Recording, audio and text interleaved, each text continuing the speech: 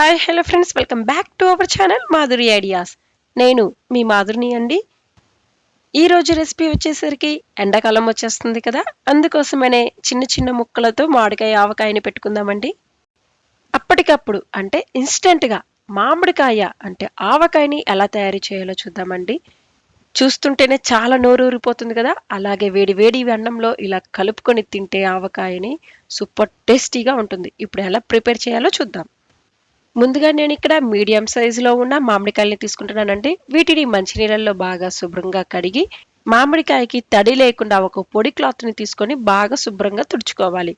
దాని తర్వాత ఇలా మామిడికాయల్ని చిన్న చిన్న ముక్కలుగా వచ్చేంత వరకు కట్ చేసుకోవాలి. ఇలా వీడియోలో చూపిస్తున్న విధంగా కట్ చేసుకోవాలి.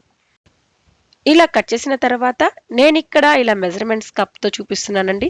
ఇలా మెజర్మెంట్స్ కప్తో కాకుండా మన ఇంట్లో మామూలు బౌల్స్ ఉంటుంది కదా, దాంట్లో కూడా కొలతలు ఈ విధంగానే తీసుకోవచ్చు. ఇక్కడ నేను ముందుగా 3/4 కప్పు సాల్ట్ని వేసుకుంటున్నానండి. అంటే 1 కప్పుకి కొంచెం తక్కువ అన్నమాట.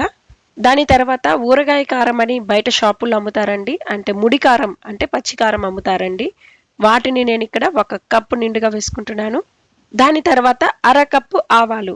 ఇది ఎండలో ఒక రోజు బాగా ఎండపెట్టిన తర్వాత తీసుకోండి. అప్పుడు మనకి మిక్సీ వేసినా కూడా పిండి అనేది చాలా స్మూత్గా మెత్తగా వస్తుంది.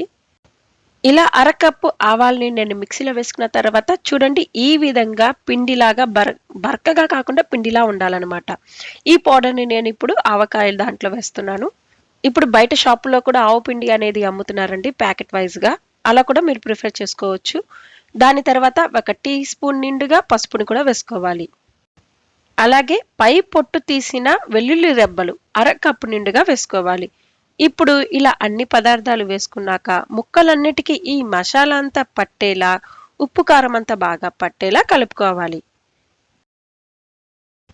ఇలా వీడియోలో చూపిస్తున్న విధంగా కలుపుకున్న తర్వాత ఇప్పుడు అందులో లాస్ట్ అండ్ ఫైనల్గా నూపప్పు నూనె 2 కప్పుల నిండుగా వేసుకోవాలి. అంటే 1/2 కేజీ వరకు నూనె పట్టిద్దండి.